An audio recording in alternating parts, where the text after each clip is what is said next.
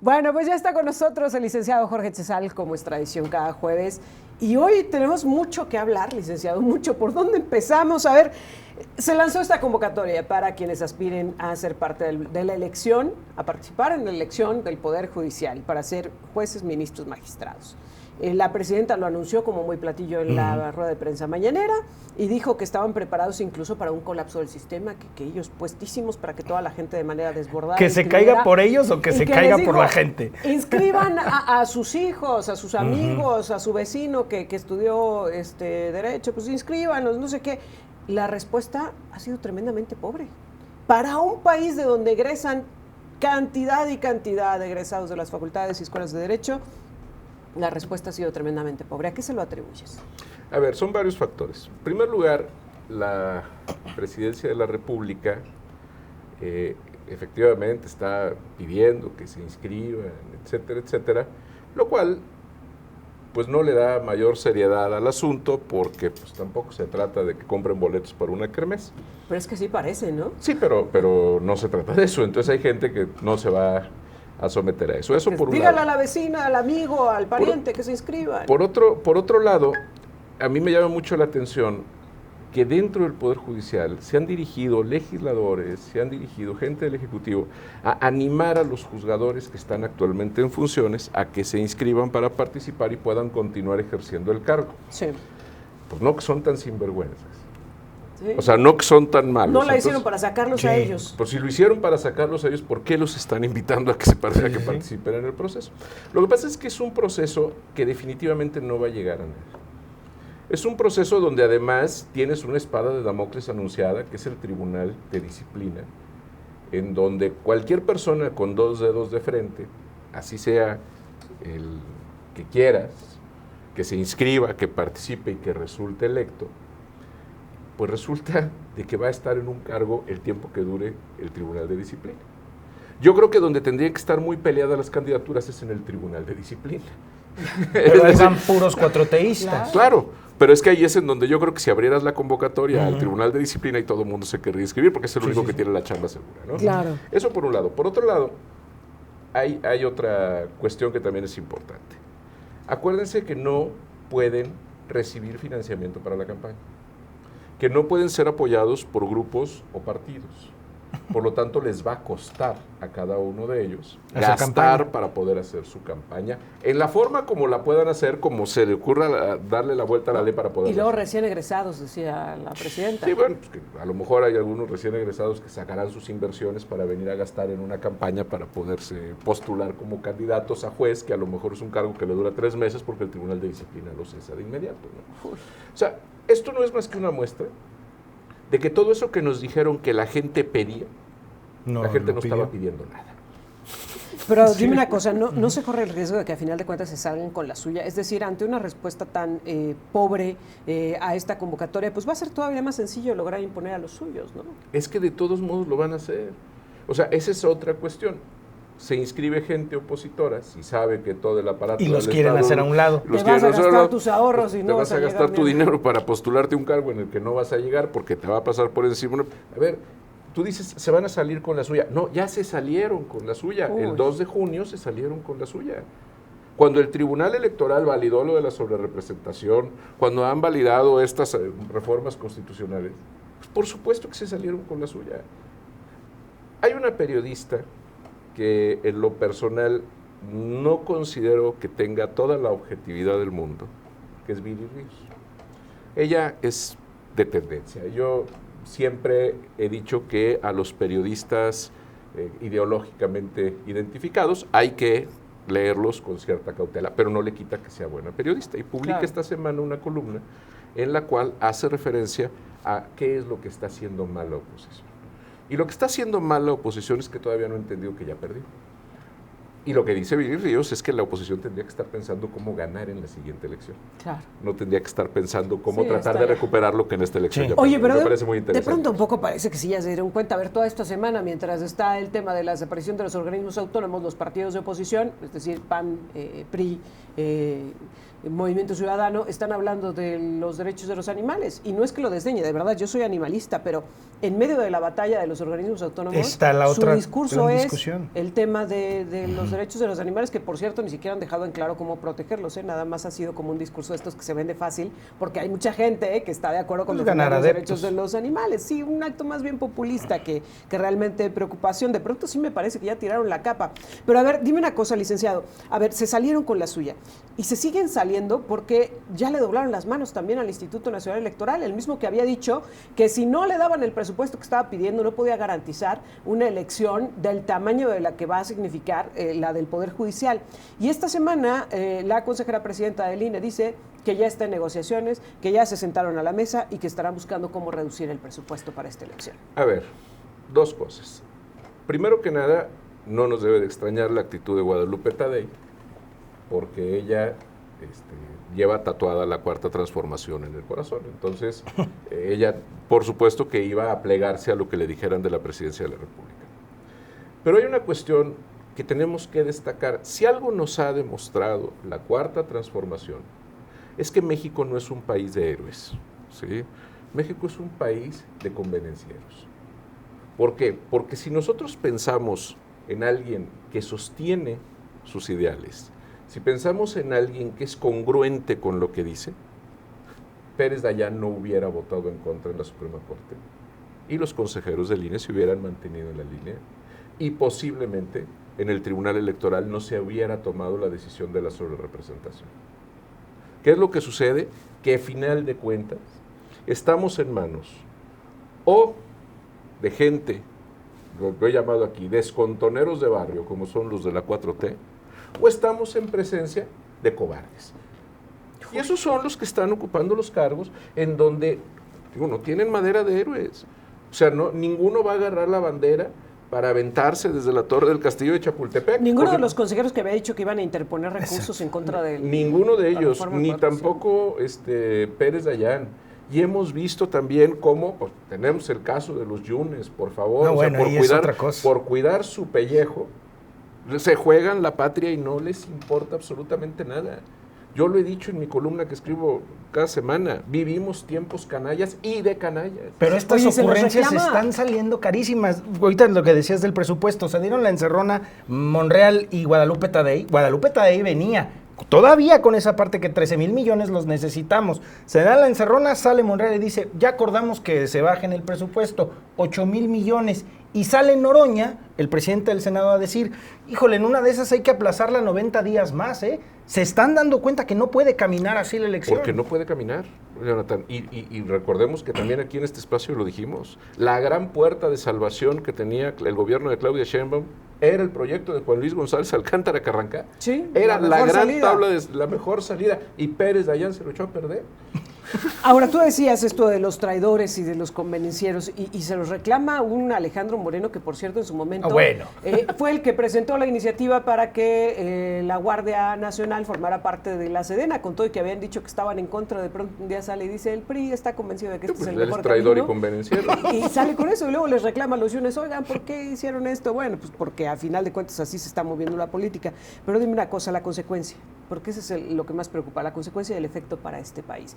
Platicábamos recientemente con los expertos en la materia y nos decían, se corre además un riesgo, con los expertos en materia de seguridad, se corre además un riesgo de que quien patrocine estas campañas que tienen que hacer quienes buscan llegar al Poder Judicial, quien termine impulsando, pues ni siquiera sea la 4T, sino que sean los grupos delictivos, los criminales. Es que por supuesto que ese es uno de los grandes problemas que esto puede tener. En el momento que tú dices que no pueden hacer campaña, que no pueden participar por partidos políticos, que no pueden recibir financiamiento ni público ni privado, hay un tercer financiamiento que entonces sí pueden recibir, que es el financiamiento secreto.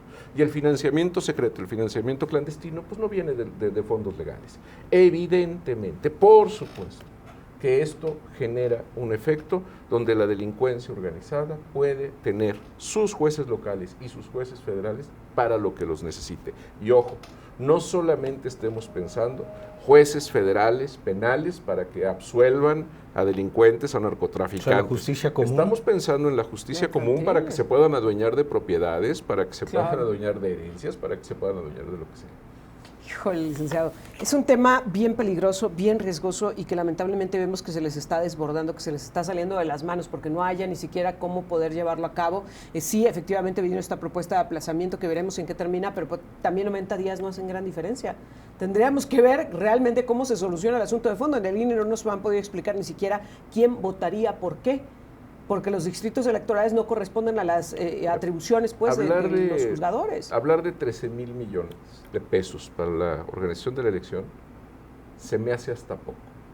¿Era más? Sí, te voy a decir por qué. Es muy sencillo. Y ahorita Erika lo está mencionando perfectamente el tema de los distritos. Tú tienes la República Mexicana dividida en circuitos para efectos del Poder Judicial. La gran mayoría de los circuitos corresponde a estados, la gran mayoría. Pero hay circuitos que no. De hecho, hay 33 circuitos, no hay 32. Y estos circuitos en ocasiones son parte o abarcan espacios diferentes, espacios divididos. Pero bueno, se ha tratado de ir llevando a que correspondan a estados. No corresponden a distritos electorales. Tú vas a tener en San Luis Potosí el 9º circuito que votar por 11 ministros de la Suprema Corte, que están en México, pero que son los ministros de la Suprema Corte. Vas a tener que votar por la Comisión de Administración y por el Tribunal de Disciplina, que están en la Ciudad de México, pero que también vas a votar en San Luis Potosí, que ellos harán campañas nacionales. Vas a tener que votar en su momento para renovar 8 juzgados de distrito, de los cuales 2 solo tienen jurisdicción en la Huasteca. La reforma tiene una parte donde dice deben de ser residentes los candidatos de la zona donde ejercerán jurisdicción. Entonces va a haber 2 elecciones más en la Huasteca, o nada más va a haber 2 en la Huasteca y 6 en el resto del estado, porque los jueces de distrito, esos 2 tienen jurisdicción allá. Pero en San Luis Potosí hay un juez mercantil que tiene jurisdicción en todo el estado. Y en la Ciudad de México hay jueces especializados en competencia económica y en concursos mercantiles que tienen competencia en todo el estado. Entonces vas a tener que entrecruzar, no nada más lo que es la división de los estados, sino que dentro de un estado puedes tener también ciertas divisiones en función de jurisdicción. A ver cómo les va en Guanajuato, porque hay tribunales colegiados que tienen jurisdicción en ciertas partes del estado de Guanajuato y otras en otro. ¿Sí? Entonces, ese tipo de situaciones, por supuesto que necesitan una distribución de una geografía electoral muy minuciosa, para efecto de poder determinar los límites donde se va. Ya nada más para eso, el costo que tiene el proceso electoral es altísimo. Sí, claro. Por supuesto que de ahí a lo que tiene que ver, ¿cómo vas a auditar a los candidatos para saber que no utilizaron fondos públicos, fondos privados, apoyo de partidos o apoyo de grupos? ¿Cómo le vas a hacer para poderlos auditar? Pues también es una cantidad impresionante. ¿Y cómo vas a capacitar a la población para que pueda participar en un proceso así? Tenemos que hacer una pausa, licenciado, pero cuando regresemos también quiero que hablemos de cuáles son las prioridades de esta administración. Llamó mucho la atención, se anunció como muy platillo el encuentro de la presidenta con Joe Biden, presidente de Estados Unidos. Sin embargo, ¿de qué hablaron? ¿Cuál fue el tema que a la presidenta le interesó llevarle a Joe Biden en medio de toda esta transición, en medio de todos estos temas que estamos compartiendo? Lo platicamos al regresar. Estamos de regreso y estamos platicando con el licenciado Jorge Chezal. Y pues ya lo poníamos sobre la mesa antes de la pausa, ¿no? A ver, se anunció como una de las reuniones más importantes y con toda razón en el marco del G20, la de la presidenta Claudia Sheinbaum con el presidente de Estados Unidos, Joe Biden. Había muchos temas preocupantes. A ver, viene la renegociación del Tratado de Libre Comercio. Canadá estaba diciendo, ya mejor sacamos a México, nos quedamos Estados Unidos y Canadá. Donald Trump amagando justamente con eso, con decir, pues yo no sé si vamos a ir a la revisión o a una renegociación. Pero además un Donald Trump que va a llegar a la presidencia de Estados Unidos de Norteamérica y que ha amagado con deportaciones masivas, que ha amagado además con violentación a los derechos de los migrantes. Estados en Estados Unidos que ya han impulsado leyes antimigrantes que van en varias vertientes, pero algunas de ellas que tienen que ver con incluso pues detener a las personas con apariencia de migrantes.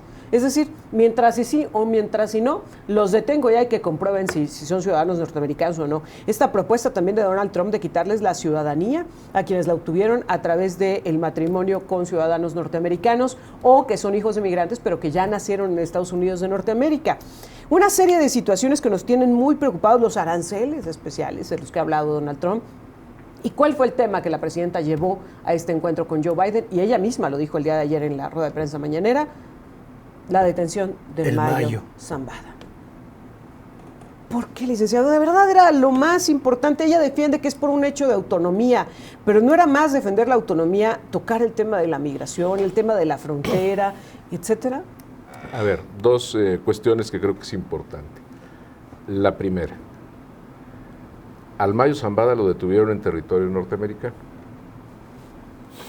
Punto. Haya sido como haya sido. ¿Por qué decirle? No, digo, lo detuvieron en territorio norteamericano. Claro. Que pudiéramos suponer que mientras va volando, pues no había forma que él pudiera escapar. Bueno, eso es otra cosa, pero lo detuvieron en territorio norteamericano. Que si lo detuvieron en México, lo subieron a fuerza al avión y de ahí se lo llevaron a los Estados Unidos. Pues el mismo fiscal general dijo que están investigando al hijo del Chapo Guzmán por traición a la patria.